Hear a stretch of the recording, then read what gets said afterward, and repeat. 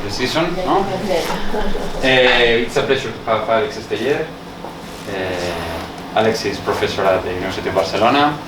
He works in public policy, especially issues related with taxations, and he's going to present a paper. It's called Fiscal Knowledge and its Impacts in the Marginal Willingness to pay. Willingness to pay during COVID times, from survey data. And it's a pleasure, you have around 45 minutes, whatever is time, and they can interrupt if they want. Yes, no problem. So, where's the Okay, so thank you very much to all of you for having invited me and attending the seminar. It's a pleasure being here.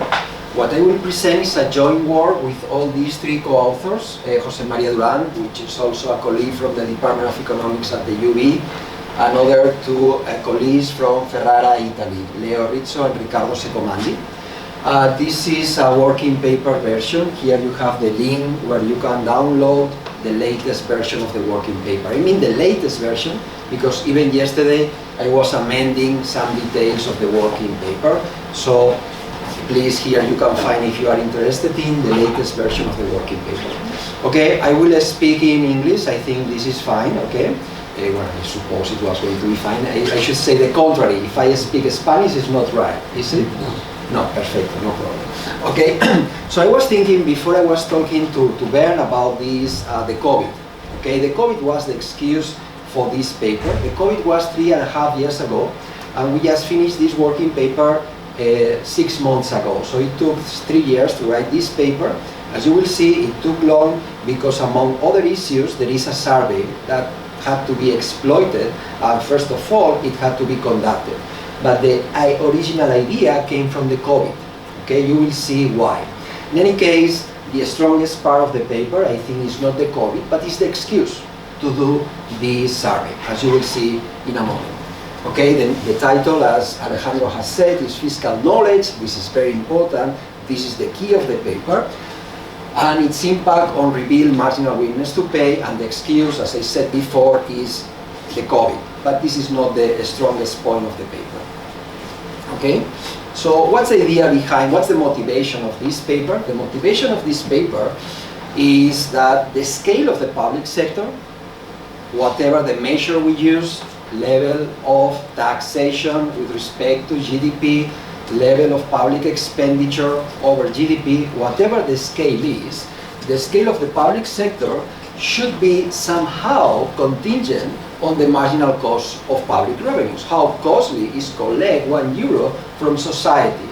This is as in a private market, you look at the price to decide where to buy more of a given good or not. And this is the analogy with the public sector. In this case, it's not the price, but taxes. And we call this, we synthesize this cost as the marginal cost of public funds. As long as it's very easy, as long as the marginal benefit of €1 more in the public budget is greater than the price, the marginal cost of public funds, we conclude that the marginal willingness to pay taxes should be strictly positive. People want the scale of the public sector is larger. Okay, so this is the key definition of what is driving the scale of the public sector. The marginal cost of public funds, given this and given a marginal benefit of public funds, the larger the marginal cost of public funds, the lower the scale of the public sector. Okay, we are going to focus on this concept, the marginal cost of public funds. Okay, however, and this is very important, in order this works properly, people has to be aware of the marginal cost of public funds. So there should not be imperfect information, or the other way around. Information regarding the price should be close to being perfect, okay? If it's not perfect, the decision at the public arena, in the public arena, regarding the size of the public sector will be biased. So this is an assumption we take as given, that people have perfect knowledge. We have perfect knowledge when we go to a restaurant. We know what's the price of the menu. But regarding the public sector, as you will see, it's not so clear that people have perfect knowledge. And if this is the case, and this is the added value of the paper, the attempted value of the paper, is that public decisions will be biased. We will develop this, but this is the basic idea of the paper. Okay? So obviously, in order this makes sense, there is a necessary condition, which is that the public decision-making process is responsive to that rule. And we guess in a representative democracy, politicians somehow internalize the marginal willingness to pay of people. Otherwise, we will not be in a representative democracy. Okay, so this is the necessary condition. Again, we take as given. Okay, and as I said before, the other necessary condition to have optimal public policies is that people have perfect knowledge. Okay, so the first of these two conditions is a new one, but we are not going to work on this condition. We are going to take as given that the public sector is responsive to that rule. Okay, once we understand this general framework, please note that in order we rise the scale of the public sector, there are three margins. Okay, we can rise the scale of the public sector through higher taxes.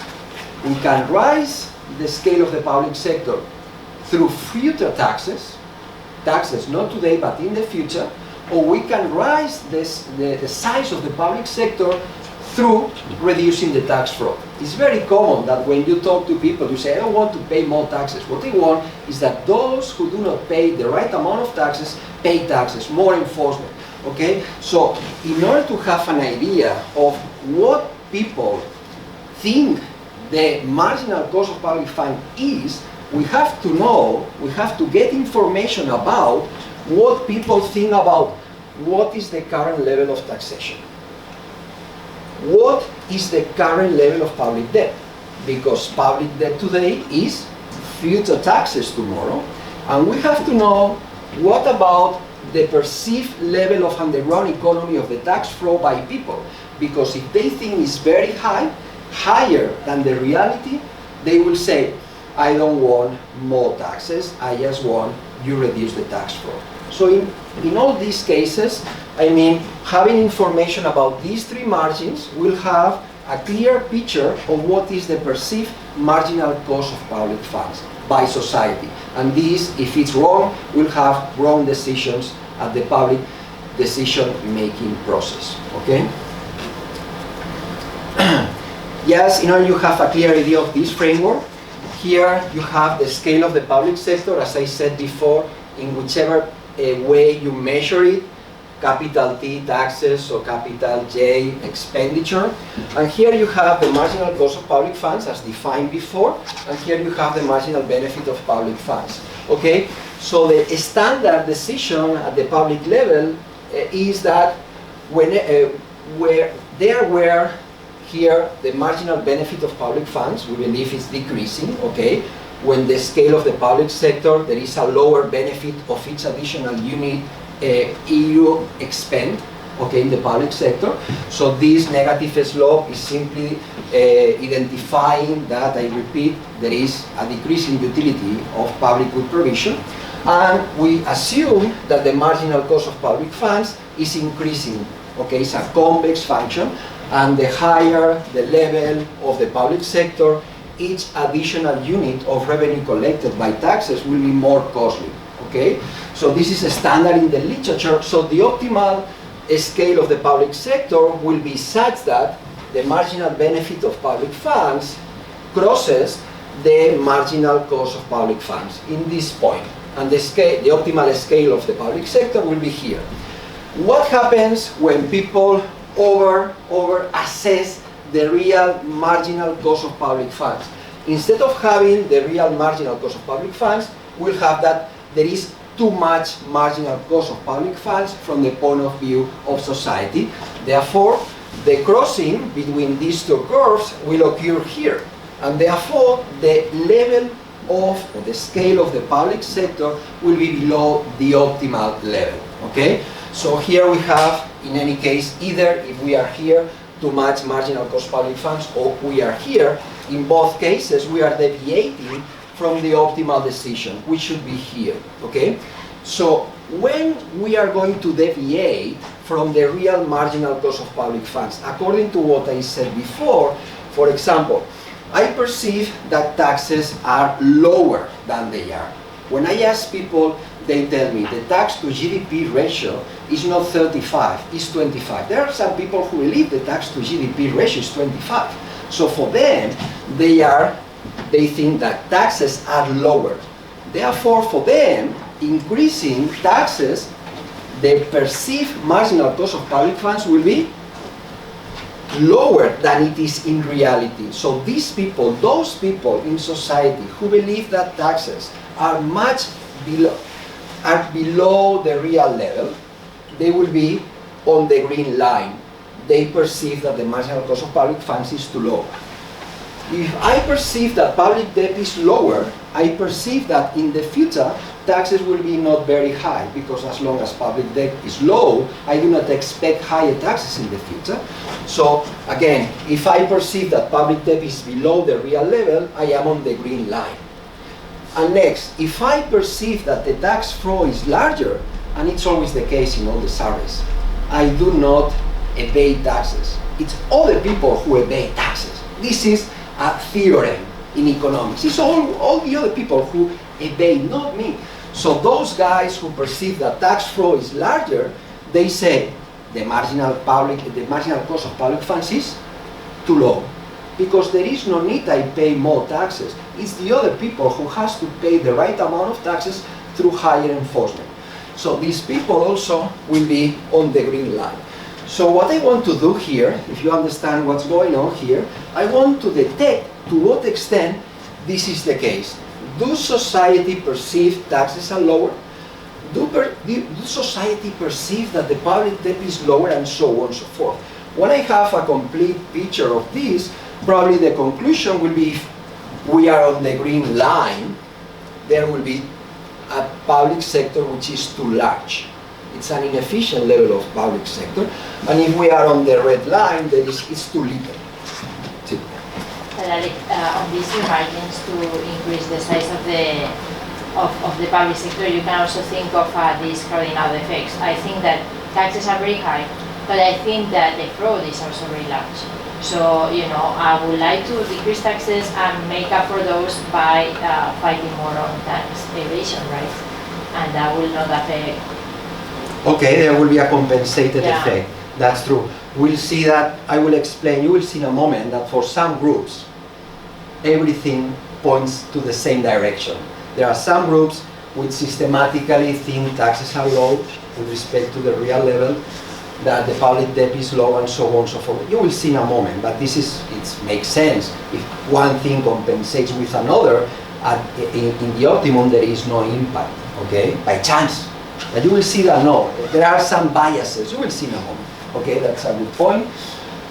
Okay, so the general aims, as I told you, is by means of survey data, ascertain the level of knowledge about these three margins. From that data to identify where there are deterministic factors that explain the level of fiscal knowledge and where there are biases.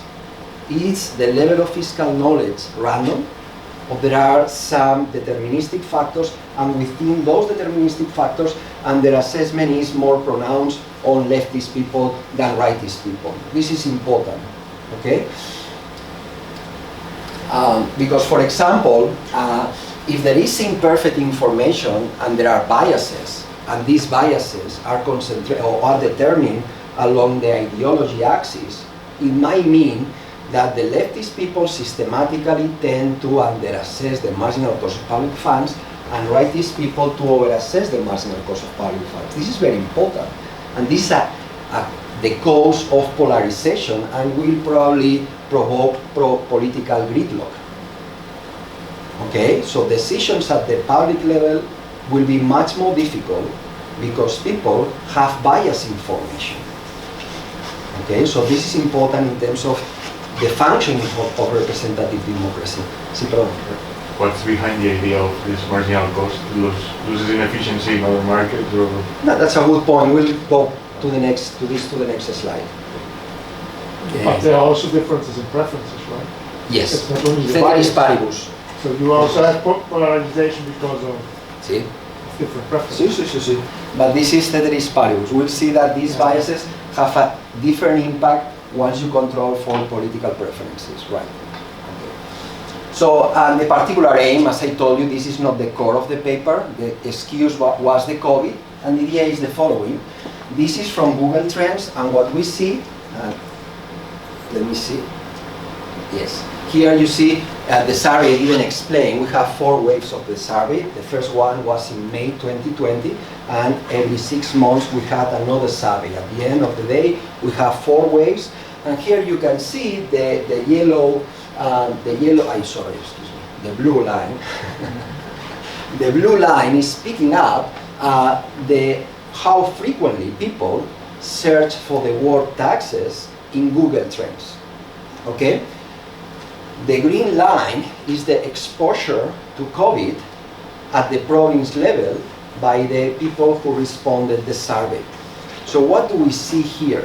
Our guess was, as long as COVID was a strong shock in terms of health outcomes, but also in terms of economics, maybe people suddenly realize about the importance of the public sector because of the health expenditure, the public debt was rising, and maybe people was aware that in the future they should pay more taxes, or even today maybe justified to pay more taxes in order to pay the doctors, okay? And so what we see, for the first 3 waves, we see, by means of a statistical procedure, that there is a certain correlation between the highest exposure to COVID with the highest frequency of searching for the word taxes on Google Trends. This is for the first wave. For the second wave, it also, and the third is basically, there is these peak points on the blue line which reflect, I repeat, the frequency of searching for taxes, and the green line, the exposure to COVID at the provincial level. So we see that people became more aware that taxes are important, so therefore the shock created by COVID created an incentive to become more interested about taxes. Okay? So what we are going to see here is whether this higher interest transformed into more knowledge. Did COVID provoke that people had more or better knowledge than without the COVID? This is the hypothesis, okay?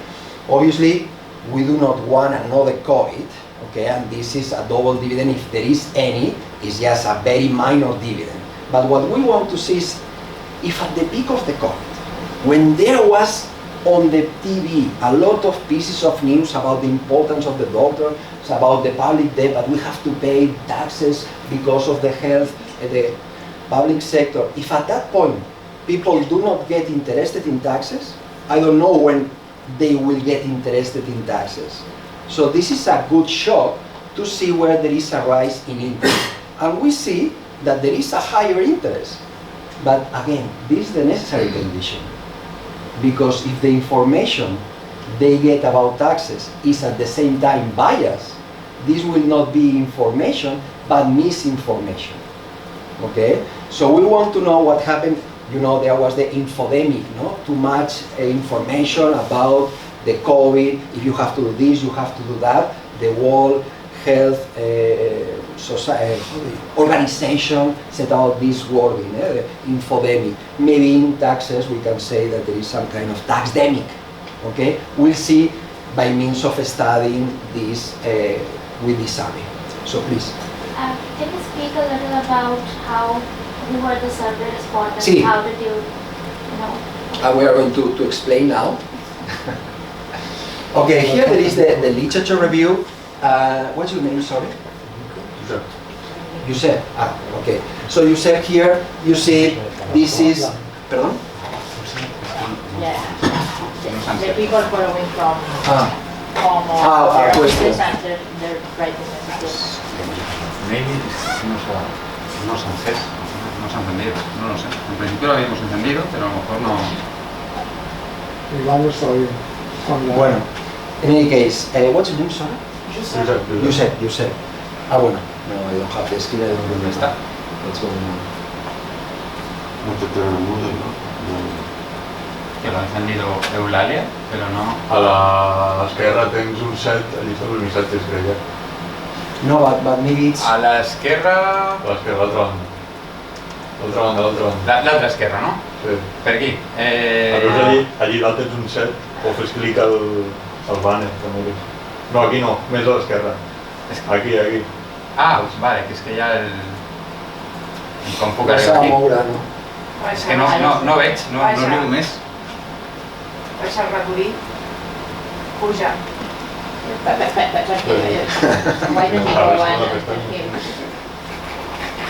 Yo no sé si es que está... Pues es que no la han encès l'Eulàlia, Esto de hacer el libro. ¿Tú sabes qué ha encendido después? Me ha dicho que estaba... Nosotros lo quitamos. Sí, y que me ha dicho que estaba encendido y lo pusieron para uno y ahora Es una distorsión. Pues no sé... Ya. Pero fíjate, Pues hay conecta. gente ahí, o sea... Bueno, es que Francesca Tomori era de la UB, que hizo el máster. Sí, no, claro, Francesca es... Lo Mestir, no, el Mateo. Ah, un Mestir. Sí, No, es sí, muy sí. simpático. Yo creo que no le he dado la final. Hay más. Yo creo que no estaba... Hay más. No lo había hablado. Bueno, creo que es muy bueno. I la càmera, connecta la càmera, connecta el micròfon. Yo creo que era así. Bueno, a ver, vamos a hacer una cosa. Si no han oído nada, yo no vuelvo a empezar. Ya. El rollo este, ya no os quiero hacer pasar otra vez por esto. Bueno, supongo que ahora está. Ya si le No, but cuentas tú. the problem is, I think there's no microphone. They cannot Está hear. el volumen, sí, no sé. There's a So microphone. what do they say, that they cannot hear and have Que no lo to ha change encendido it? el lunes, mira. Yo pensaba que estaba picado, pero no estaba picado. So, okay, so therefore here I explain the framework. I think I explained something in advance, so later on we'll go quicker. But now is the time to explain a little bit the frame of this paper within the literature. Okay, so as I said before, I go quicker, respect the first item, the literature, the marginal benefit of public funds, the marginal cost of public funds, I skip. You see, guys, this idea, this public decision-making process, what I have in mind is a normative process where there is a benevolent social welfare planner, socially maker, a benevolent policy maker, and it doesn't matter. If we are in a context of political economy, it's the same, okay? The procedure will be different, but still what is important is that the driving information that will people use to decide what's the scale of the public sector, either through the ballot or by means of a benevolent policy maker, will be the marginal cost of public funds, the price you have to pay. So where it's decided, I don't care very much. What I care is... Keep going. Bueno, más o menos, porque tampoco me lo sé de memoria.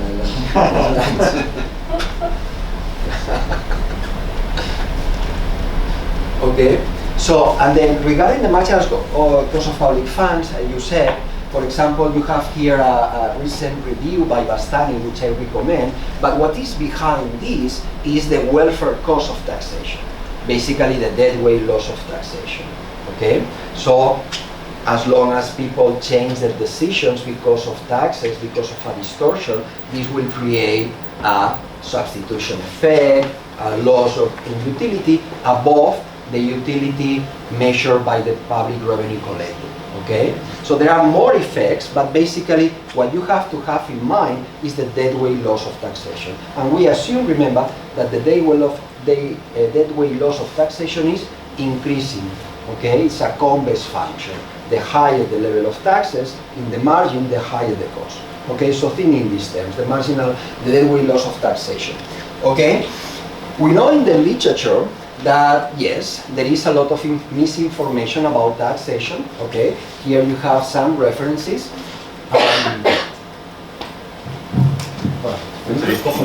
If it's possible. Okay. If you don't feel fine, well, just leave it. Okay, so so there are different views.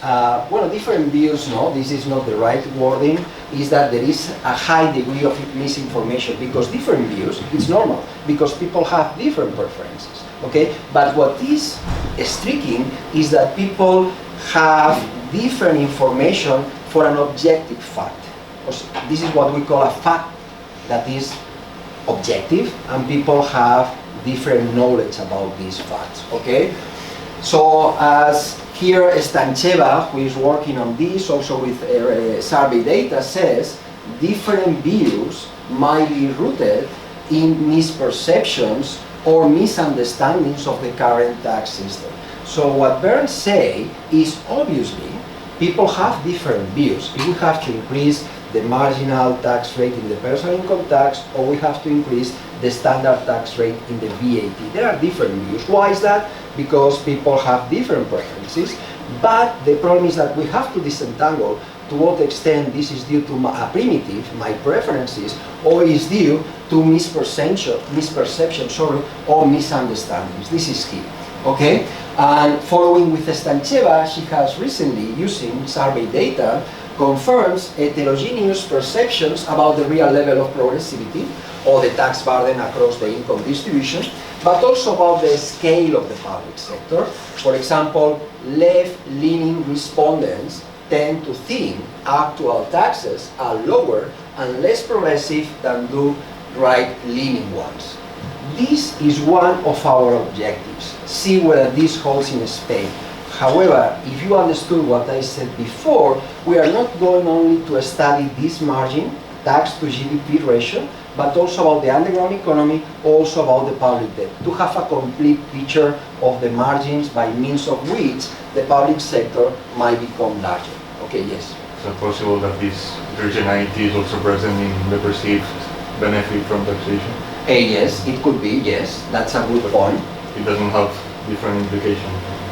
Well, I mean, it's a little bit what Susanna said before. If we added here the perception of the marginal benefit of public funds, let's suppose that those who underassess the marginal cost of public funds overassess the marginal benefit of public funds. So there would be a double bias, and they would point to an even larger effect. We are only going to measure the bias due to the marginal cost of public funds. So it would be interesting to see what happens on the marginal benefit of public funds, the bias.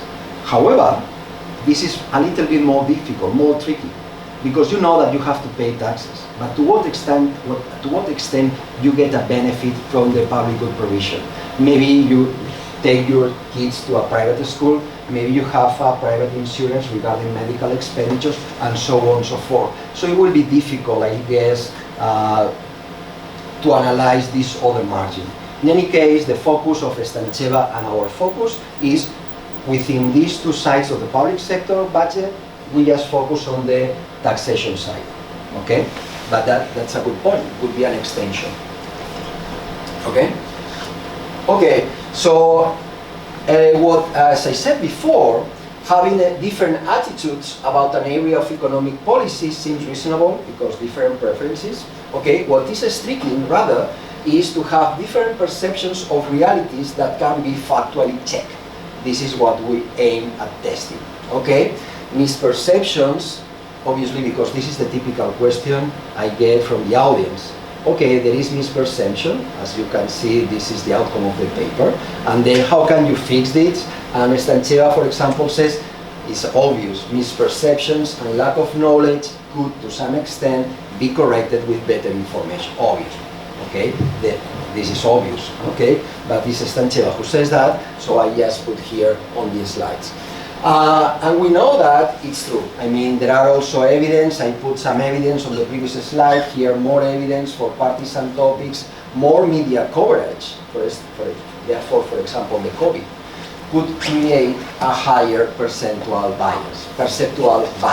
Okay, more misinformation in facts that can be in issues that can be factually checked.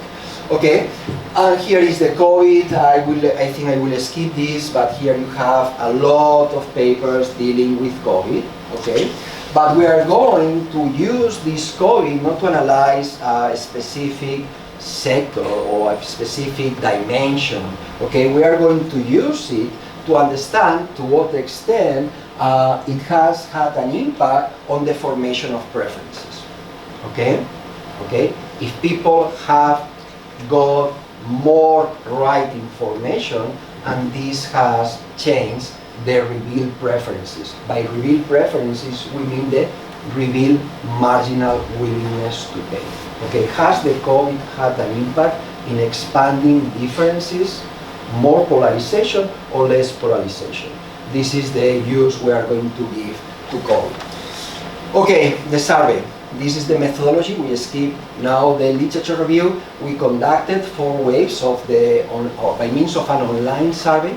We did by means of a firm, which is a specialist on doing this, NetQuest, who has a panel of potential respondents. Okay, in every wave we had around 2,000 responses.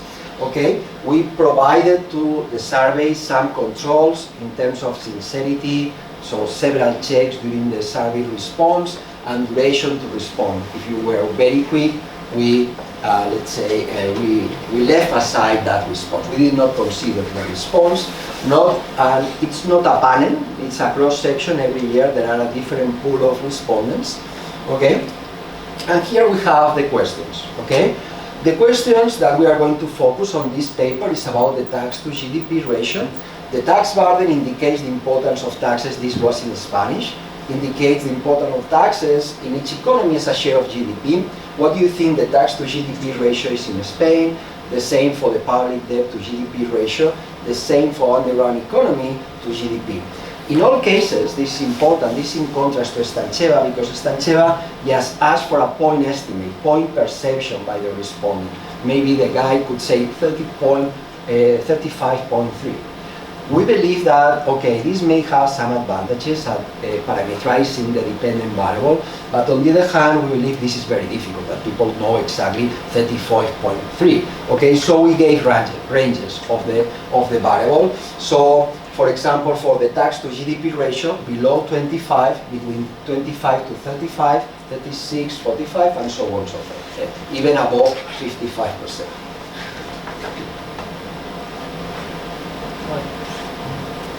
What is the ratio tax to GDP in Spain? Not in Germany, in Spain. What is? In May 2020, at the beginning of 2020.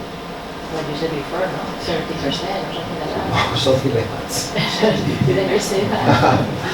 Okay, the right response is between 36 to 45. Okay, during that period, it was around that. Okay? Okay, so I mean, we don't have the right piece of information, most of us, but what is striking to me is that there are people still who believe, you will see the numbers later, that the ratio is above 55%, which is totally crazy, or is below 25%. There are still people who believe that we are in those, yes? If possible, they just simply do not understand what is tax to GDP, because they are random people and they might not know what is GDP for that matter. It could be.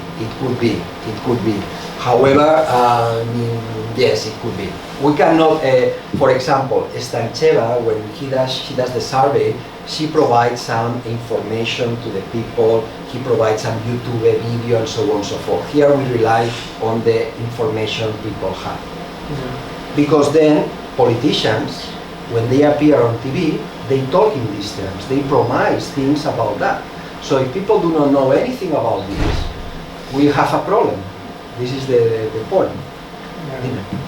I mean, there might be two problems. Right? Yeah. One is that you ask for average, and people might think about marginal, and then people might ignore so this might explain why some people think that it's about 55%. And then some people might ignore that indirect taxation. So they forget about this. Why indirect taxation? Well, I guess because if I ask my students about these numbers, they ignore that there's indirect taxation. So they think it's direct taxation only. Yeah. And so they do not take this into account. Yes. Because that's something they might experience. So how much tax do I pay? It was 20% or 25%. They say, oh, it's 20% or whatever. Say, no, it could be. And they think about margin, so they think about what they pay, right? Not what is the average over the whole country. Because averaging is much more difficult. Because it means that you have to think about the whole society, the composition, and that's more complicated. Right? Last week or 2 weeks ago, I presented this in Badajoz, and the only guy from the audience who was asking about the nature of what people had in mind when responding this survey was a guy from the Bundesbank. So again, this is something, there is a cluster in Germany with the surveys that you do not rely this kind of methodology. But I agree with you. This is important. I mean, if, for example, people maybe have fiscal illusion regarding the VAT, okay? So when you say how much taxes you are paying, even me, I would have in my mind the amount of taxes I pay in the personal income tax by June 30th, 2023, because I feel a tax return. This is normal. Here, as Bernd has said, this is an average. This is the typical ratio that comes out from time to time on newspapers, on TV, and say, the tax to GDP ratio in Spain is very well below the average of the European Union. So Spain has to increase taxes. So that was our idea on the news. Obviously, if people do not read newspapers, if people do not watch or just watch some TV channels and so on, this will only come out in errors. Okay? So what I expect on average that the average citizen has more or less an idea of what's going on. Okay? But that's my, I don't know what the people, when they responded the survey, what they had in mind, but it makes sense what Bernd says. And in any case, if there are errors and there are biases, okay, we'll see whether, and this is very important, whether, and this is for the purpose of the econometric analysis, whether these errors are random, or they are explained by some factors. This will be the key issue. If they are random, it's because in general society doesn't know anything. But you will see that they are not random. Not only the errors, but the errors you will see in a moment that is not very important. Because what Bernd says, people do not know about these things. And people, when they go to the ballot, they do not, you know, from political economy, they do not have incentives to collect information. For why reason should I collect information if my vote is one out of, I don't know. Errors is normal. What might not be so normal is these biases along some dimensions. Okay? And you will see that this can, or this will provoke, this is our idea, polarization. And probably people have more knowledge than we think, but it's biased knowledge. It's because if you are leftist, you watch only some TV channels. You just read some newspapers, you just listen some radio stations. And this is created polarization. So I'm not so worried about the errors. I know that it's difficult, even for me. When I was looking at this blue, I was not very sure, okay? It's normal, okay? But the problem is this systematic distribution of the biases along some key dimensions. You will see in a moment. Oh, sorry. But I understand it. So just to have you an idea, this is the tax to GDP ratio. This is the distribution of responses. You see, 40% of the responses are such that they believe that the tax to GDP is over 55. Some people believe, 7% of people believe it's below 25. This is the correct answer, as I told you before. This is over-evaluation, this is under-evaluation. So what Susanna said before, in here is a partial picture. It's only focusing on the tax to GDP. But you see, there is a greater tendency to under-evaluation. Okay, so it means that if anything, as long as under-evaluation is greater than over-evaluation, there is a tendency to expand the scale of the public sector too much.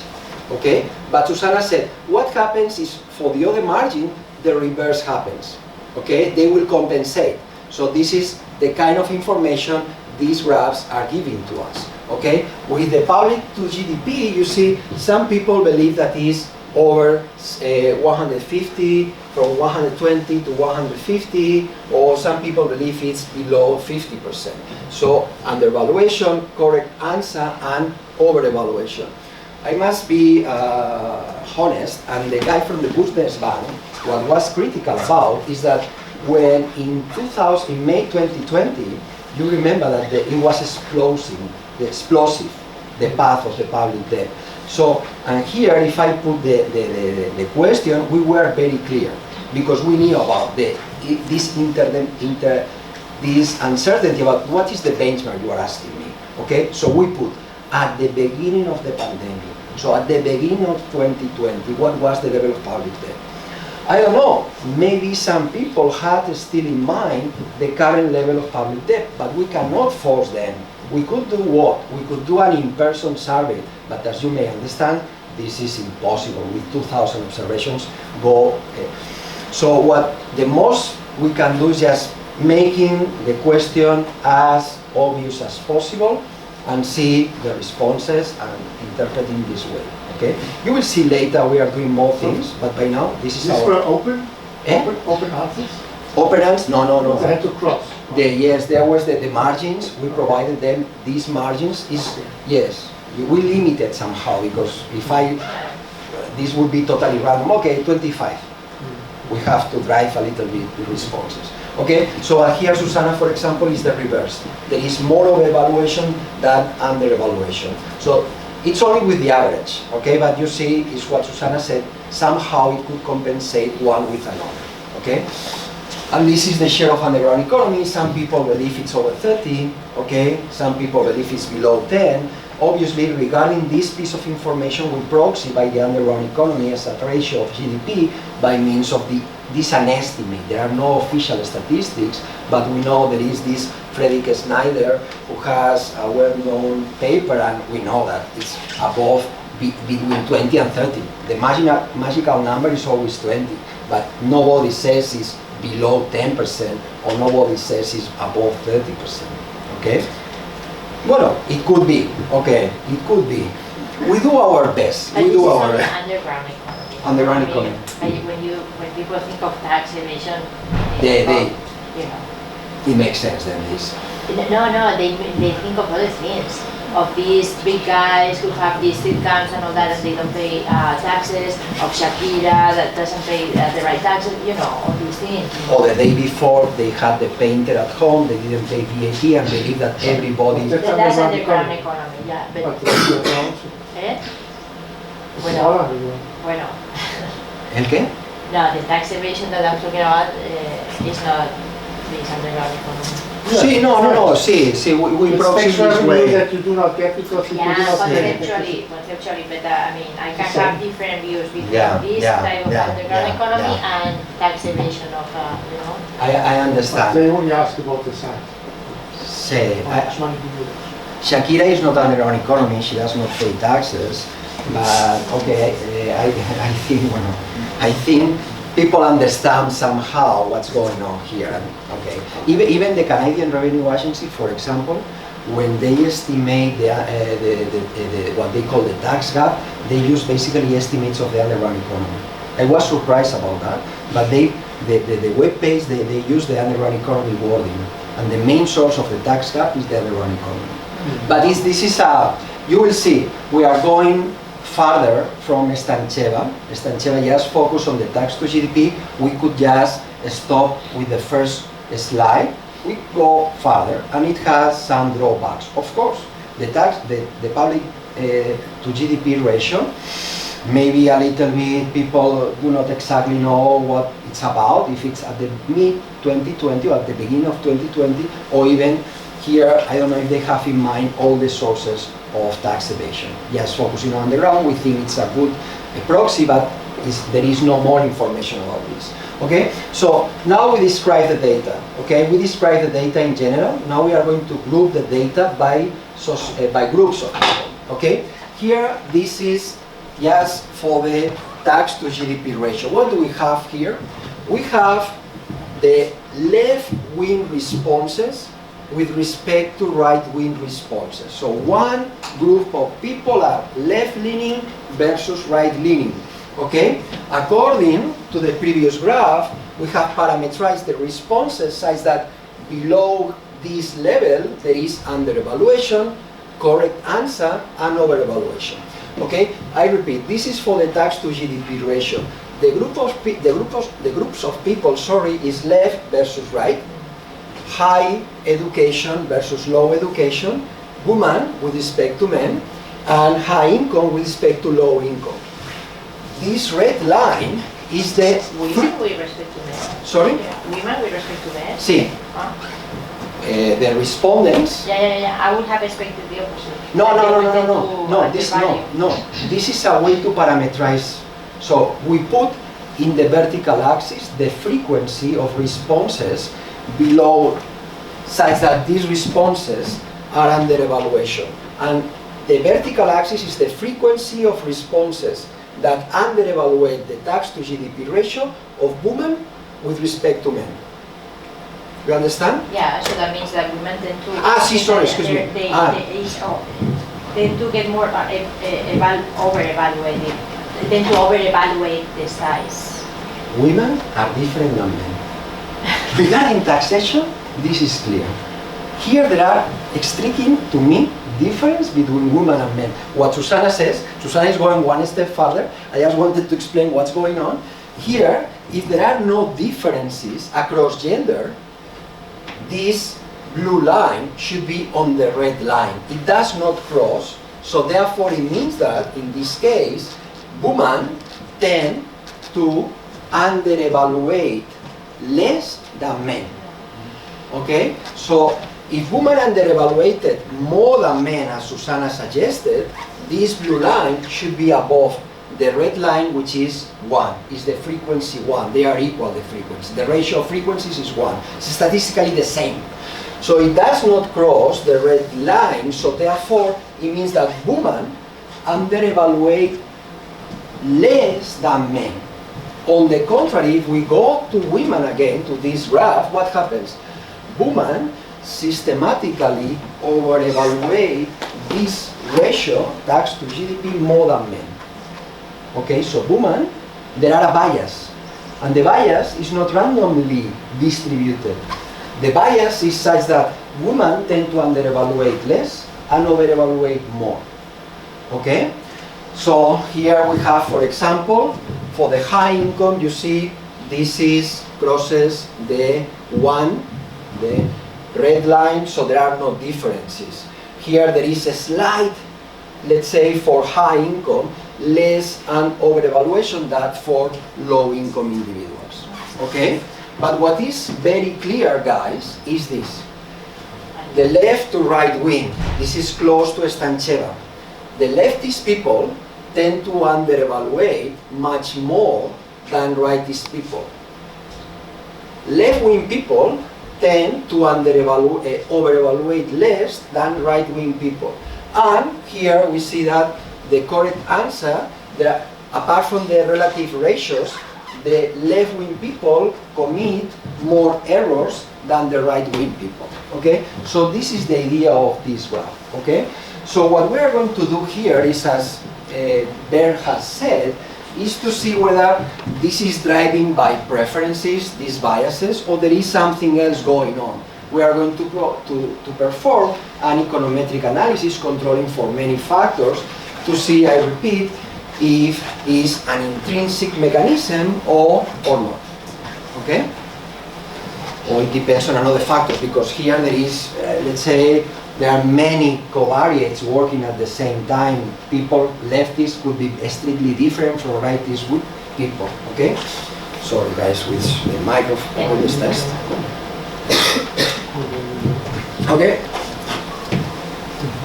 Okay, so we estimate a very easy, a linear probability model. So here we have the tax burden, and a negative sign means that there are more errors. Okay? Okay, this is the idea. Okay? The variable, the dependent variable is constructed such that 1 means that you are right. So a negative means that... There are deviations from the correct side. Exactly. For the tax burden, tax to GDP, for the public debt and the grand economy, and an aggregate measure of information, which is correct answers. Okay? So we have, for the 4 waves, 8,000 observations.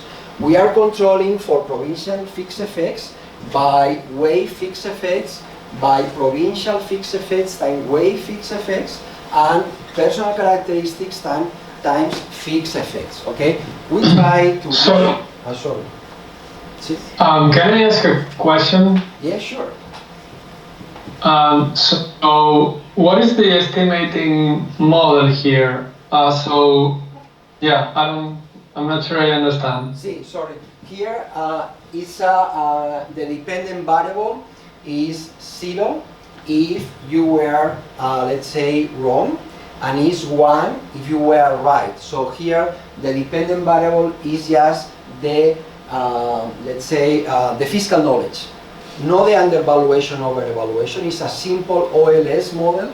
So on the right hand side we put these variables: left wing, high education, woman, and so on and so forth, or even center, okay, politically at the center. So the, let's say, the benchmark variable regarding the political ideology is right people, okay. We control on top of that for a bunch of variables. We have many variables, okay. They have children, they have a first dwelling, if they are paying a rent for the dwelling. So we have a lot of variables. We are just showing on these slides the main variables, okay. The main variables are left, high education, woman, and high income. This is basically to make the analogy with Stancheva. Stancheva also provides results about these 4 variables, okay.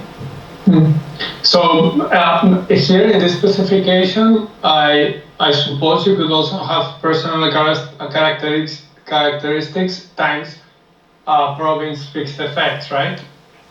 But I think this would exploit, because we cannot, I think, multiply personal characteristics by wave fixed effects, I guess. I mean, I think it would not be possible. Yeah, I think it's possible. I think you can have the. Yes. I think you can have the ones you have, and also personal characteristics times province fixed effects. Probably yes, but we don't have, let's say, remaining variation to be explained on the right-hand side. The variables wouldn't be variation in those variables once we control for all this. Okay. I think we tested this, but nothing came out, basically because there is no remaining variation on the right-hand side. But that's informative, right? Well, that's telling you that precisely those fixed effects are what's driving the result that you're getting. So there's something that interacts the observable characteristics with the location of people, and that's the mechanism. So whatever it is underlying the systematic mistakes, it's coming from precisely that interaction. Okay. So yeah, okay, thank you. We'll test. We'll check for this. I mean, that's informative. It's good. It's not a bad thing. It's a good thing. I mean, then you have to dig more in that direction, right? Okay. Yeah. So in any case, as you said, we are controlling for other observables, number of kids, dwelling, and so on and so forth. But we are just showing these 4 variables. Okay. And then what we get is what we expected. According to the graph, you see the left-wing people commit more errors, and high-educated people, for example, tend to have a higher percentage of correct responses. So the 4th column is just the average, how many correct responses from 1, 2, and 3. Okay, so it makes sense, but I repeat, it's a curiosity, let's say, but it's not very informative regarding the public decision-making process. Okay, what is and here you see we have the same regression with all the same controls, but just putting the COVID. Here the COVID is the exposure to COVID in terms of provincial deaths per capita the last 30 days, and here is the exposure from 31 to 120. So this is, let's say, the short-run impact of COVID on the percentage of right responses for each one of these margins. And if you want to have the long-run impact, you have to add both, okay?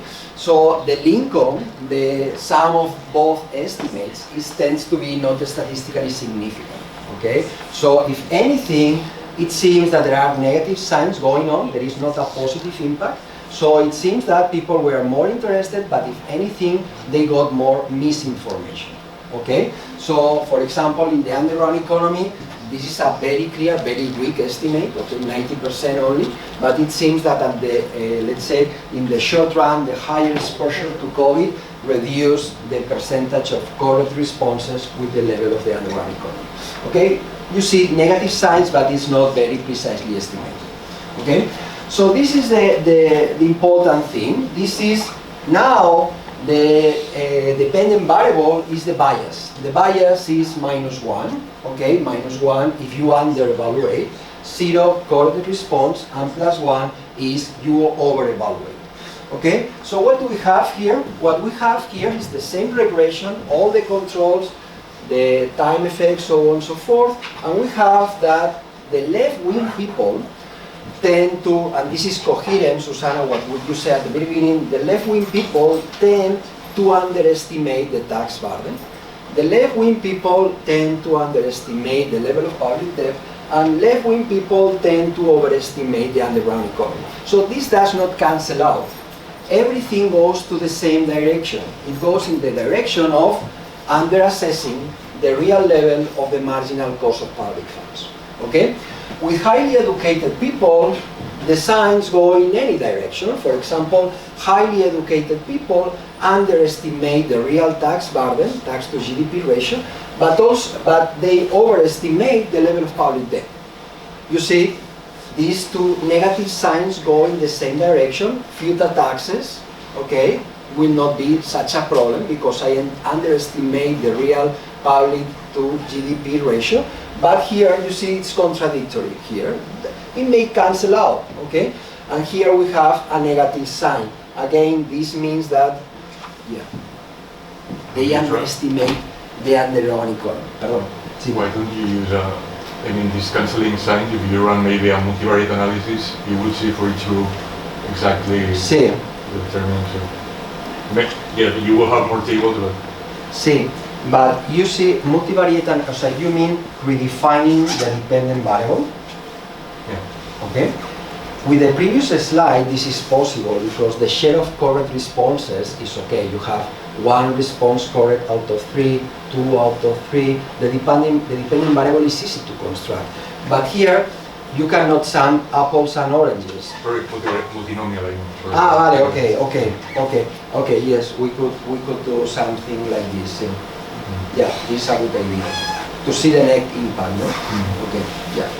I think in any case, here is very clear, the leftist people all go in the same direction. For the other groups, it's not very clear. For example, women. Women, as we suggested before, and contrary to your guess, I don't know, my guess was 0 here. Women tend to overestimate the tax to GDP ratio. Women tend to underestimate the level of public debt, and women tend that the underground economy is a larger problem than it is. Well, sorry to say that it's not just women, it's just women and men, because this is the effect of the perception of women with respect to that of men. Exactly. So we both get it wrong, right? See, that's a good point. This is in relative terms. The base category is men, so therefore they could both be on the undervaluation or overvaluation side, depending on the variable. But what I mean is a good point. This in relative terms. The base category, of course, is men. That's a good point. Okay? But then let's say in this way, with respect to rightist people tend to systematically underestimate the real marginal cost of public funds. This is the idea. Okay? Can I ask you a question? Yeah, sure. On this one, I thought perhaps it would be interesting to know whether you are employed or unemployed makes a difference, no? I mean, we are also... Yeah, anyway, just like a different dimension of the data, because, you know, these people may have very different information acquisition patterns, right? Right, yeah, that's a good question. As again, we have information about the employment status of the respondent. We just wanted to focus on exactly what Stancheva did, okay? Just to make it comparable. We could put here many other things, even the age. The age is also interesting. We have a lot of threshold of age, and we could put it here, but we don't know exactly what's the interpretation of that, okay? At least here, these variables can be comparable with Stancheva. This is the idea, to have one benchmark. Because otherwise, yes, the employment status can be on one side or another, I am not sure, okay? Just for comparison purposes, we limited the number of variables shown here on the slides, but yes, it's a good thing, sorry. I was not very specific about the control variable, but there are a lot of control variables here, apart from these provincial, wave, and so on and so forth. And here, so sorry. So do you get in this one? Okay, so you do this for comparability with Stancheva. Your signs are the same as her signs? Okay, that's a good question. What is yeah, that's a good question. Sorry, I don't know your name. Asier. Asier, nice to meet you. Okay. Yeah, nice to meet you. Nice to meet you. For the ideology axis, it's for sure it's the same. For the others, I must say that I didn't check thoroughly because my focus was in the ideology, but that's a good question. I should check it more carefully. That's a good question, yes. Yeah. Yeah. Cool. Okay, so here, what I said before, you see, for example, for leftists, they think the tax to GDP is lower, the public debt is lower, and the fraud they think is, well, sorry, this is the impact on the marginal cost of public funds. So if this is pointing down, it means that they underestimate the tax to GDP ratio, they underestimate the public debt to GDP ratio, and if it's pointing down, it means that they are overestimating the level of tax fraud. In any case, as long as all these points down, means that the leftist people systematically underestimate the marginal cost of But this is in comparison to rightists? Exactly. So this means rightists overestimate. Exactly. Exactly. Exactly. But it could be that some underestimate and the others do not overestimate, right? No, but for ideology, yes, it's like this. Because the reciprocal of the estimate is the right wing. Yeah. So if this goes pointing down, for the rightists points up for sure. But the point is that highly educated, you see, they underestimate the marginal cost of public funds because they believe that the tax to GDP ratio is lower. But for example, they overestimate the level of public debt. So it points up. So the net effect, the one you mentioned at the very beginning, it's a question mark. It does not, it may cancel out. And for the women, it may cancel out as well. For the rich people, it only points up. There is no differential impact with respect to low-income people. They just tend to overestimate the level of public debt as highly... But also, sorry to interrupt, the significance of these biases are quite different because I remember from your first drafts that for the ideology dimension, it was quite off the one, right? The one ratio. But for the high educated, they mostly got it right. See, but when we do the... It was mostly around the one. See, but when we do the multivariate analysis, controlling for a bunch of factors, this is highly significant, multivariate in this case. Okay, controlling for a bunch of factors. Right. However, for the case of high income, it's only this, but it's still statistically significant. The other ones are not statistically significant. But still, what I mean, for the level is almost 0.3. See, no, it's very strong. So this is in accordance with Stancheva, but we provide a broader picture, not only focusing on the first row. And you could also do, here is on the extensive margin, but you could also look at the intensive margin, so look at the actual deviation. Yeah. And then you will get more a continuous different variable. That's a good point. A linear model, right? That's a good point. So we have performance logit, probit, but we don't have standard deviations from because it's not the same being over 55. Exactly. This is what we are working on. That's a good point. Okay, so and here with respect to COVID, this is very curious. This is as the previous regression. This regression, we are controlling for all, but we are adding these first two rows, which is the COVID exposure. And what we get is the following. Again, it's not very statistically significant, the COVID. However, for the public debt, it's strongly significant. What does it mean? It means that exposure to COVID in your province means that you tend to under-evaluate, under-assess the level of public debt. So this is a double dividend by the COVID. When they say public debt is not a problem, yes, we pay taxes in the future, but it's sustainable. Do not worry about that. So what comes from here, it means that people, because of these pieces of news, tended to underestimate the level of public debt, the seriousness of the public to GDP ratio. So a lax fiscal policy probably has made that more people believe that the public debt to GDP ratio is lower than it is. So this is curious, because it's a double dividend of a lax policy, that people change their perceptions. Okay, so this is, all things about COVID are very weak, but this is a very powerful result. Okay, and then the important, this is the most important slide. What do we get? Probably this not, maybe I skip because this is the errors, is the biases. What do we get? We get here, this is the marginal willingness to pay. Okay, this is the key element, the main outcome. We want to see to what extent this is affected by biases. So what do we get here, Ben? What we get here is the marginal willingness to pay. This is the dependent variable. Do you want to pay more taxes or not, basically? This was another question we posed in the survey. What do we get? We get here the following. We are controlling for all these variables. You see, left wing is very strong, as we expected. Left wing people want to pay more taxes because ceteris paribus, they want a larger public sector. Okay? And women, for example, there is no statistically significant impact with respect to men. Okay? So we are controlling for all these variables. We could analyze what happens with higher education and so on and so forth. This is typical also for the US, I remember. Okay? So highly educated people want more taxes in the US. Okay? Okay, so controlling for all those variables, being preferences, left-wing people, what do we get?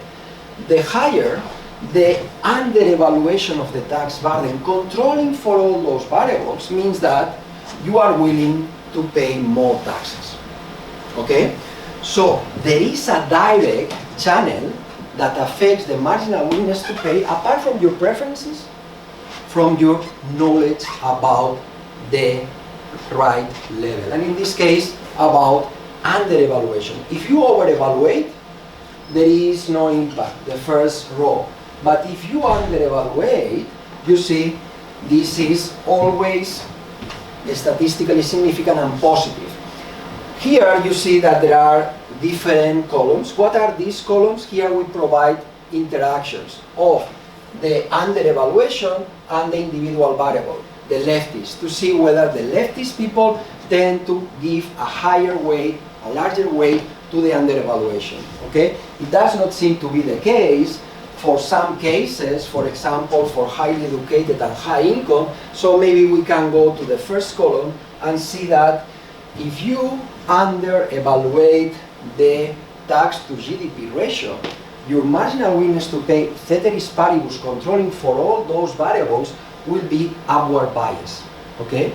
So, Alejandro, can I ask you a question? One moment. Sure. The interesting thing, of course, would be what? Would be having here, for comparison purposes, the leftist variable, add to this regression this variable, to see to what extent the initial estimate of leftists, without controlling for our under-evaluation, is upward bias.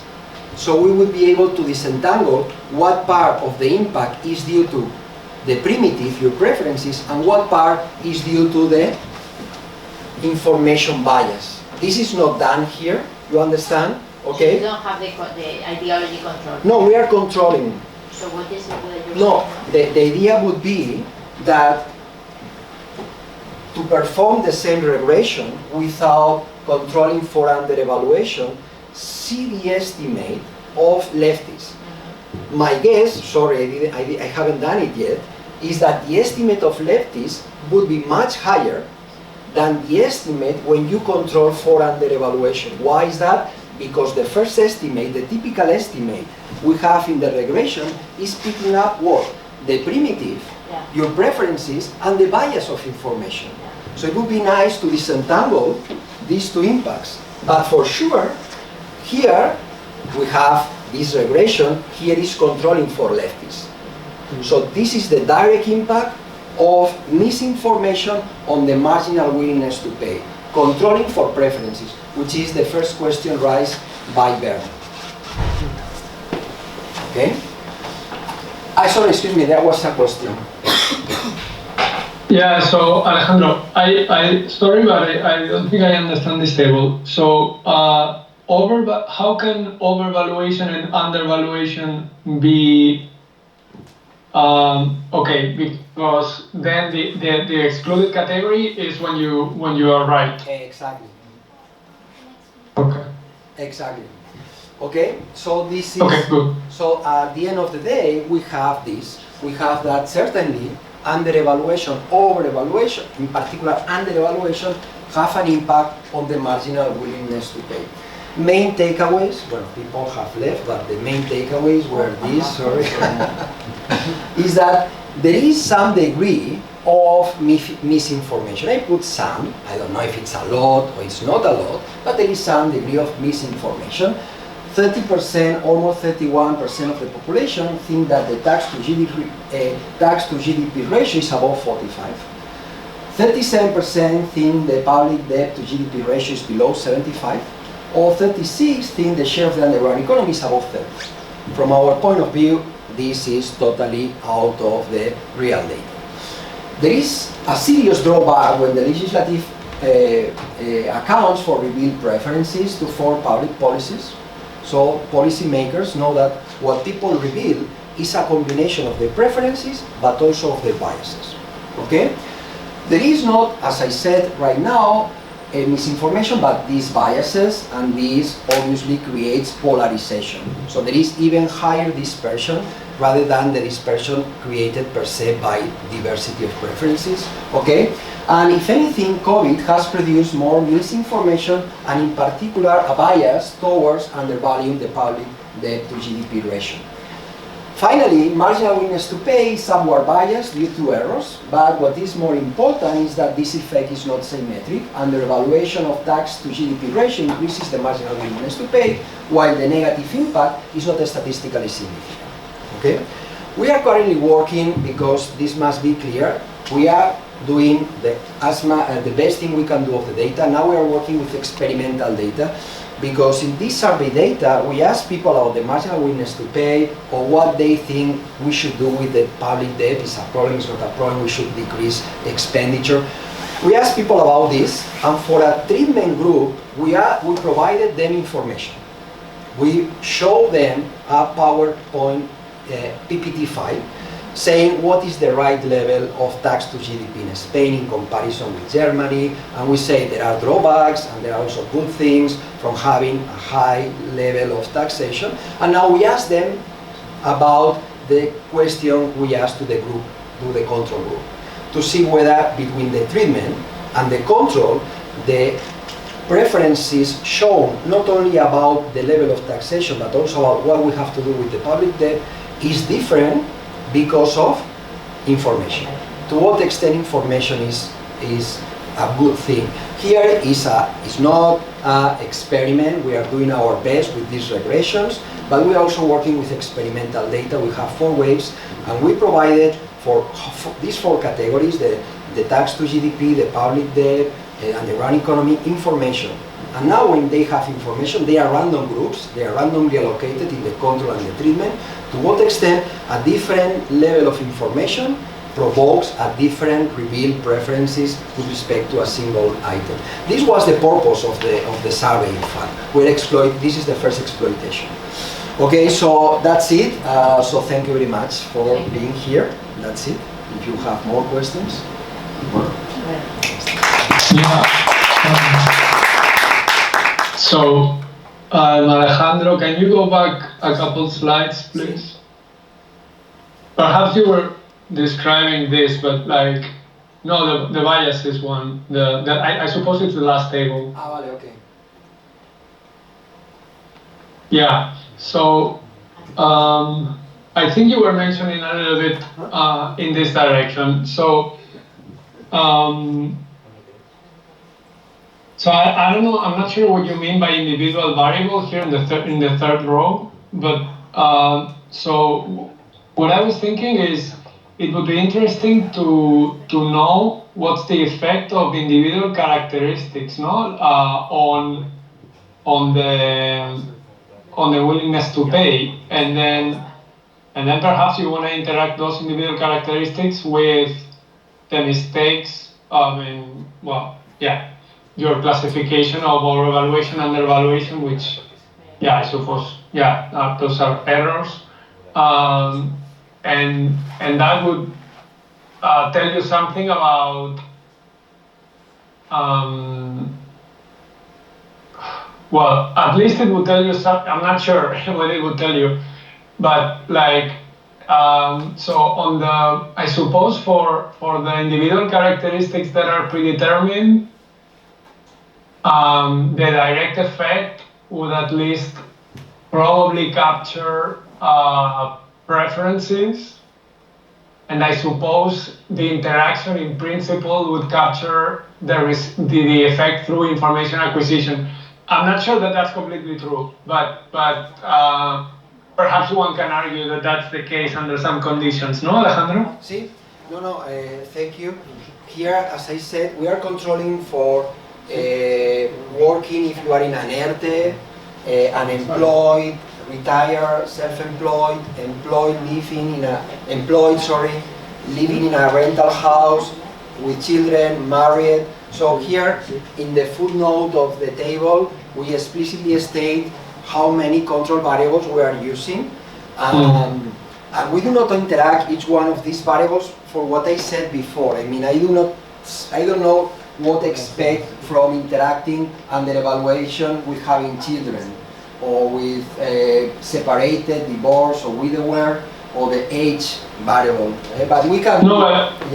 No, but the ones you were using before, right? I mean, whether you're left wing, whether you're female, whether you are, right? No, see, sorry, excuse me. This is here, for example, the column 2, we have over evaluation, under evaluation. The base category certainly is correct answer, and we're interacting under over evaluation with leftists, under evaluation with leftists. So we want to see to what extent this impact of the biases differs with respect to the base category which is the rightist guy. In the third column, we are interacting over evaluation in the tax burden with highly educated, and under evaluation with highly educated. So here, therefore, these interactions is to see whether the impact of over evaluation and under evaluation is heterogeneous across. Oh, okay. Sorry. Yeah. I think I didn't get this earlier. Sorry. Okay. So this is basically what I was thinking about. But like, I suppose, Alejandro, you could, because there's correlation across these columns to 5, right? Those variables, like, I don't know, just to guess. Probably females are underpaid, high education, and leftist, let's say. So then there's a correlation across all of those categories. So probably you could have a 6th column where all of the interactions are in the same regression, right? Yeah, that's a good point. Yes. Yeah. We didn't do this, cool. But that's a good point. Yes. Yeah. Cool. Thank you. No, very interesting work, Alejandro. Okay. What's your name? Sorry. Asier. Hi. You are Asier. No. You are all the time. You are the single. Thank you very much, Asier. Yes, on the speaker, it's probably me. Yeah, so far I haven't heard anyone else. Yeah. Thank you. No, I was saying, very interesting work, Alejandro. Okay, thank you very much, Asier. Yeah. Appreciate it. It's far from my field, but no, but I take note of your comments. Very interesting. Thank you, Asier. Okay, very good.